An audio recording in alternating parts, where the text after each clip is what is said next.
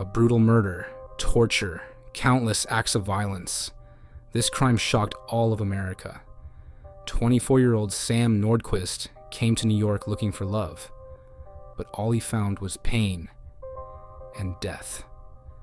5 people have been arrested in connection with the crime, and police are calling it the most savage killing they've ever seen.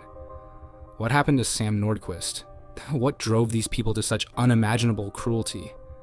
Let's break it all down. Sam Nordquist was born in Oakdale, Minnesota. He attended Red Wing High School and later graduated from Face to Face Academy. His family describes him as a kind, light-hearted person who loved making people laugh. He worked at Riesco Group Homes for individuals with disabilities in Little Canada. His mother, Linda Nordquist, says he had a heart of gold and was always willing to help others.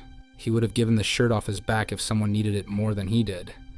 Sam was biracial and had a close bond with his family, especially his mother and his siblings. But in the summer of 2024, someone entered his life who would change his fate forever. In July 2024, Sam met a woman named Precious Arzuaga on social media.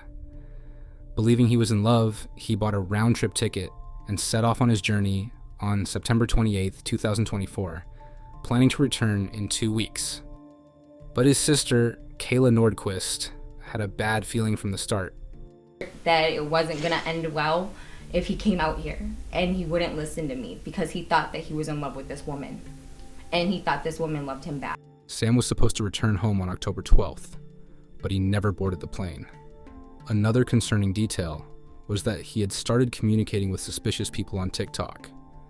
His family believes this played a role in his decision to go to New York. Sam checked into room 22 at Patty's Lodge, a roadside motel in the small town of Hopewell, not far from Canandaigua, where Precious lived. It was a modest, low-budget motel, home to many people relying on social assistance. Kayla recalls that in the last video they saw of Sam, Precious was hugging him, but he looked terrified. His face said it all. He didn't want to be there. Worried, she contacted the police for a welfare check. An officer found Sam at the motel and reported that he seemed fine, though Precious was acting aggressively. Sam loved the outdoors, which made his family even more concerned when he arrived in New York. His phone's location history showed he barely left the motel, highly unusual for someone like him. Even more troubling, his contact with family started to fade. His calls and messages became less frequent after October. The last time he spoke to his family was on New Year's Eve. His mother remembers the last words she ever heard from her son. I spoke to Sam, and it was very short. And Sam said, "I love you, I'll call you tomorrow," and I never heard from Sam. After January 1st, 2025, all contact with him suddenly stopped. On February 9th, 2025, Sam's family officially reported him missing. The New York State Police launched an investigation and issued a missing person alert on February 12th. The next day, February 13th, investigators searched room 22 at Patty's Lodge. What they found was disturbing. Evidence of physical violence and information suggesting that Sam may have been murdered. That same day, human remains were discovered in a field near Payne Road in Yates County, about 15 miles southeast of the motel. The Ontario County District Attorney called the circumstances of his death beyond brutal. On February 14th, police confirmed the worst. Sam Nordquist was dead. Police confirmed that Sam endured physical and psychological abuse from December 2024 to February 2025. However, they have not disclosed details about the specific forms of violence, citing the ongoing investigation. The Nordquist family fears that what happened to him may have been a hate-motivated crime.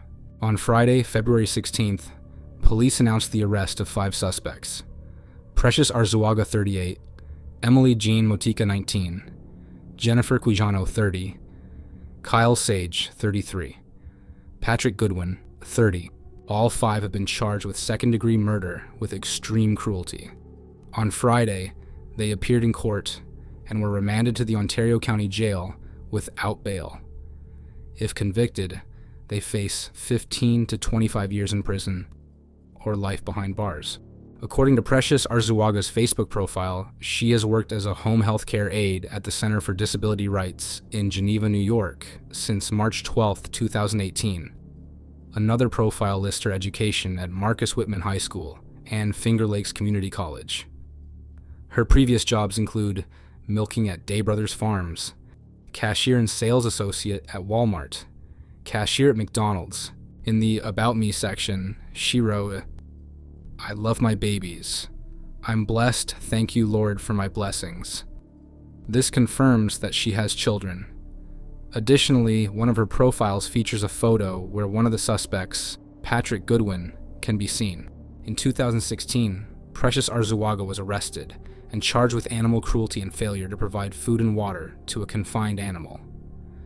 Arzuaga had locked her pit bull, Princess, inside a cramped shed near her home on County Road 6 in Geneva. The dog was found without food, water, or ventilation, and the shed was filled with urine and feces. Princess was rescued and placed under the care of the Humane Society. But this isn't the only troubling past connected to this case. Patrick Goodwin, another suspect in Nordquist's murder, is a registered sex offender due to a 2015 case. His official address? The same motel where Nordquist was last seen alive. Despite all the known details, the circumstances surrounding Sam Nordquist's death still raise many questions. Police have confirmed prolonged torture and the deliberate concealment of his body, but the motive remains officially unknown. Why did these 5 individuals choose to torture and kill a 24-year-old man? A few theories may shed light on what really happened in the final months of Sam's life. One of the leading theories is that Sam Nordquist was the victim of a transphobic attack. Transgender individuals continue to face discrimination and violence, and hate-motivated murders are on the rise. Sam traveled to New York, believing he had found love, but instead, he walked into a dangerous situation. He was kept at the motel for nearly 3 months, even though he originally planned to stay for just 2 weeks. This suggests he was either trapped or manipulated and threatened into staying. The abuse may have started gradually, escalating into something far more brutal over time. And when things went too far, the perpetrators may have decided to cover their tracks and dispose of his body. Police are not currently treating this as a hate crime, stating that Sam knew the suspects and that some of them were part of the LGBTQ+ community.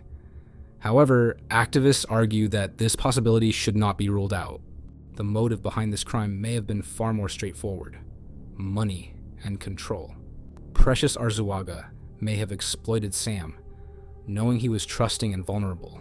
He may have been paying for housing or financially supporting her.